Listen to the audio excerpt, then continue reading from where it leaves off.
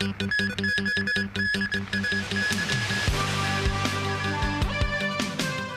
dental services will be available for the underprivileged.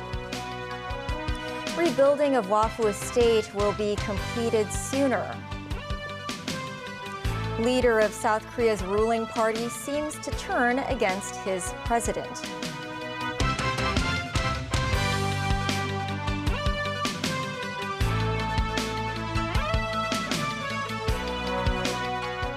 Hello and welcome to TVB News. The government said a community dental support program will be launched next year to provide dental services for underprivileged groups.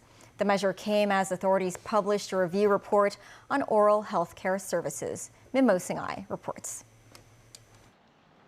In the 2022 policy address, the chief executive mentioned a need to review dental services provided or subsidized by the government. A working group on oral health and dental care was later established. On Friday, the group released a report of their findings. They said the oral health and dental care system should adopt an approach of targeting prevention, early identification, and timely intervention.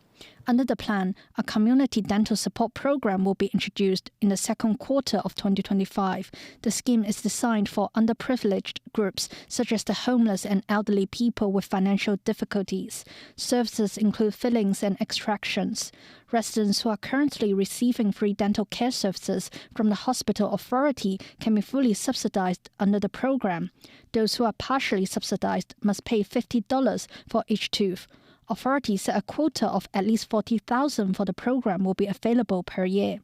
The working group says such a measure is important for taking care of the needy. Despite having dental services available in the private sector, they are not accessible by the people I mentioned. We consider what the best options are in providing essential dental care services for these underprivileged groups in a speedy manner. The government said an online registration system for dental appointments for the general public will be implemented on December 30th. Each patient can register once. The queuing order will be decided by lots. Mims 9, TVB News. The new Secretary for Transport and Logistics, Mabel Chan, attended a meeting at the Legislative Council on her second day in the job. She said authorities will conduct railway projects in a creative way. In the meeting of a subcommittee on railways, some legislators voiced concern about the potential visual impact and noise pollution that may result from planned construction on the South Island Line extension. Chan says a light railway system, mainly running on elevated viaducts, could lower the construction cost by 40%. She added that using rubber wheels could reduce noise and take up less space. The government said the last remaining batch of residents of Wafu Public Housing Estate, which is set to be redeveloped, will move to newly built flats in the same estate between 2034 and 2035. This is 6 years earlier than scheduled. Samantha Lee tells us more. From 2026, Wafu Estate will be redeveloped in 3 phases. The Housing Authority said they can bring the 3rd phase forward. That is because the MTR South Island Line extension will use a smart and green mass transit system instead of the traditional heavy rail that was initially proposed. This change will allow sites originally reserved for digging tunnels to be freed up for building flats sooner. The 3rd clearance phase, involving Waitroi House and Waking House, originally expected tenants to vacate their homes by 2040. The new plan announced today is for these units to be empty by 2034. This means the whole redevelopment of Wafu Estate will be completed by 2035, 6 years earlier than previously scheduled. Sources say the number of flats and building designs remain unchanged. The location of the future Wafu MTR station is yet to be confirmed.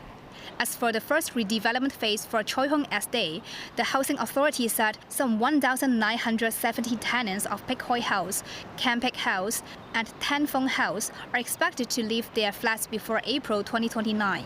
Those affected can choose to move to the new Mei Tong Estate in the same district. Tenants affected by the clearance will be offered a removal allowance, ranging from $10,030 to $31,910, depending on the size of their household. tenants aged 60 or above can apply to live in blocks scheduled for redevelopment in the second or third phase of the project. Samantha Lee, TVB News. A Hong Kong court rejected a judicial review application from a man who is serving jail time for a national security offense. Ma Chun-man was sentenced to 5 years behind bars for inciting secession in 2021. Ma would normally be eligible for early release in March because of his good behavior. However, as a result of the implementation of the Safeguarding National Security Ordinance, the Correctional Services Department said Ma had to serve another year. Ma's judicial review was dismissed. U.S. President-elect Donald Trump nominated former Senator David Perdue to be ambassador to China. Perdue is seen as a China hawk. On Thursday, U.S. President-elect Donald Trump said on his social media that Perdue would be nominated as the new ambassador to China. Trump said Perdue can help build a relationship between U.S. and China with his working experience in China and Asia regions. The 74-year-old was Senator of Georgia from 2015 to 2021. The leader of South Korea's ruling party said that President Yoon Suk-yeol needs to be removed from power for trying to impose martial law this week. This as the main opposition Democratic Party held meetings to discuss impeachment and has scheduled a vote for Saturday evening. They need support from members of the president's People Power Party to get the two-thirds majority required to pass the impeachment motion. Tracy Furness has more. Anti-government protesters gathered outside South Korea's parliament Thursday demanding President Yoon Suk-yeol step down. They are opposed to the president's declaration of martial law earlier this week and are urging the ruling party to vote in favor of the president's impeachment when it is put to the vote on Saturday. This attendee said he thought the emergency martial law was the same as a country pointing guns at its own citizens. Protesters also poured into the streets of Seoul Thursday night, something they've been doing since martial law was imposed on Tuesday, calling for Yoon to resign and to be investigated. Martial law lasted only about 6 hours. Meanwhile, the governing party's chief showed support Friday for suspending the constitutional powers of President Yoon for imposing martial law. People Power Party leader Han Dong-hoon said he had received intelligence that Yoon had ordered the country's counterintelligence commander to arrest and detain some key politicians based on accusations of anti-state activities during martial law. He's not even admitting that it was wrong to declare martial law, Han said. He also said that if Yoon was to continue running the government, he may attempt to impose martial law again, which could put the Republic of Korea and its citizens in great danger. Tracy Furness, TVB News. French President Emmanuel Macron said he would name a new prime minister within days following the resignation of ousted Prime Minister Michel Barnier. Macron came out fighting a day after a historic no-confidence vote at the National Assembly that left France without a functioning government. He laid blame at the door of his opponents on the far right for bringing down Barnier's government. He said he'd name a new prime minister within days, but gave no hint who that might be. A statement from the Élysée presidential palace said Barnier and other ministers will be in charge of affairs until the appointment of a new government. The no-confidence motion passed by 331 votes in the National Assembly, forcing Barnier to step down after just 3 months in office, the shortest tenure of any prime minister in modern French history. Still ahead, rebels in Syria gaining more ground. NASA announces delays in its plan to fly to the moon. And a look at a case of horse racing tourism in Hong Kong.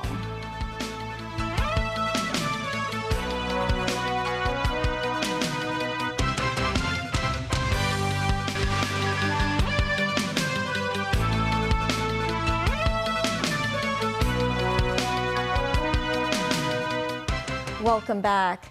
Syrian rebels say they have taken the city of Hama in the center of the country, its fourth largest city. Video shows them celebrating and being welcomed to the town. The armed group already control Aleppo to the north. Thousands are said to be fleeing Homs, with opposition forces expected to push further south. David Garrett reports. Syrian insurgents welcomed by residents on the roadside as they take the central city of Hama. They say they will cleanse a wound caused by decades of dictator rule. Once again, they appear to have faced little resistance from the army of leader Bashar al-Assad. His defence minister says the withdrawal of government forces from Hama is a tactical measure and has vowed to regain control. The beleaguered president said there will be a counter-attack. At a United Nations Security Council briefing, the US accused Assad of previously using chemical weapons against his own people. US Deputy Ambassador Robert Wood warned of human rights abuses and civilians at risk. Syria's representative denies the US allegations, condemned chemical weapon use and says his government are working with the UN disarmament team. But the head for the Organisation of the Prohibition of Chemical Weapons expressed serious concerns, saying her assessment team has 19 unresolved issues with Syria, while the UN Secretary-General says both sides in this civil war have a responsibility to the Syrian people. Tens of thousands of civilians are at risk in a region already on fire. These must change. After 14 years of conflict, it is high time for all parties to engage seriously with Geir Pedersen, my special envoy for Syria, to finally chart a new, inclusive and comprehensive approach. The insurgents took Aleppo last week, and volunteers from the Civil Defence Force, or White Helmets, are cleaning up. A spokesperson for the group, speaking from the United Kingdom, says there's a shortage of fuel and medicines. People are in need everywhere, in all areas, and the infrastructure is so weak. It was damaged by the earthquake last year and by more than a decade of bombardment and shelling. These people are living in a school-turned-shelter on the outskirts of Homs. The Syrian Observatory for Human Rights says thousands more are on the move, fleeing for coastal areas in the west. Rebel fighters pledged to take Homs after successes in Aleppo and Hama. David Garrett, TVB News. U.S. President-elect Donald Trump selected Jared Isaacman to lead NASA. Trump picked the billionaire private astronaut and business associate of Elon Musk to oversee an agency closely linked to the SpaceX founder's business. This as NASA announced that there are more delays in sending astronauts back to the moon more than 50 years after Apollo. NASA said the next mission in the Artemis program is now targeted for April 2026. Space is demanding, and we and our industry and international partners need this time to make sure that the Orion capsule is ready to safely deliver our astronauts to deep space and back to Earth. In recent years, Macau has been seeking to diversify its economy to attract more talent to the city. The chief of Macau's Policy Research and Regional Development Bureau vowed to further improve such policies. He said Macau has distinctive advantages, which could help entice people to come and work there. Danny Zhou has more. For the first time, the Macau SAR government proposed in its 2023 policy address the 1+4 strategy for appropriate economic diversification. The policy aims to make the recreation and tourism industry stronger and more competitive. Macau also wants to continue to propel the health, modern finance, high-tech, convention and exhibition, as well as culture and sports industries. Macau's talent introduction law came into effect last year. By October, a total of 464 eligible applicants were included in the recommended list of talent, 80% of whom are from the mainland. Zhang Zuowen, the head of the Policy Research and Regional Development Bureau, noted the Talent Commission will look into how to adopt a more open policy for talent, while stressing you should not go too far. Zhang said the current scheme still has space for improvement, adding Macau always needs to handle the relationship between protection and openness in a proper manner. He noted authorities need to protect local employment and interests from the impact of opening the talent market. Meanwhile, as neighboring Hong Kong is also racing to attract businesses and talent, Zhang said Macau boasts relative advantages with respect to its living environment. He pointed out the living expenses in Macau are lower than those in Hong Kong. Zhang stressed under one country, two systems, the lifestyles in both cities are equally convenient and on par with international standards. He said this could entice professionals from around the world to seek career development and conduct research in Macau. Zhang added Macau is expected to leverage its advantage in the convention and exhibition industry and strengthen cooperation with countries along the Belt and Road Initiative in the future. Danny Zhou, TVB News. The largest cruise ship in Asia, the Spectrum of the Seas, has docked in Hong Kong's Kai Tak cruise terminal this morning. Almost 5,000 passengers were on board. The ship arrived in Hong Kong at around 8 a.m. after departing from Shanghai. There was a line of taxis waiting to pick up passengers getting off the ship. The cruise terminal gave out gas coupons of up to $100 to taxi drivers that picked up passengers who could also choose to leave by bus. There were 2 additional express bus routes that transported tourists to the nearby Kai Tak MTR station and the West Kowloon high-speed rail station. This was in addition to the 4 regular bus routes and 1 minibus route. A number 3 alarm fire has broken out at an Aberdeen shipyard. The fire started around 4 p.m. today. The affected area was at 20 Shum Wan Road in Aberdeen. Firefighters quickly arrived at the scene. No casualties have been reported so far. 4 women and 5 men evacuated from the scene. The number 3 alarm fire signal was announced at 4:45 p.m. today by the Fire Services Department. They urged nearby residents who might be affected by the smoke to close windows and remain calm. The Hong Kong Jockey Club is hosting 2 international horse races this week, attracting over 600 overseas tourists. Some are expected to spend around $100,000 each in the city, with some also seeking business opportunities. Sakura Ip has more.